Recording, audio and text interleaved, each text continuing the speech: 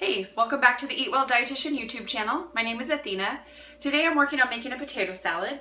I am using my Instant Pot to make the potatoes, and I also used it to make my hard-boiled eggs at the same time.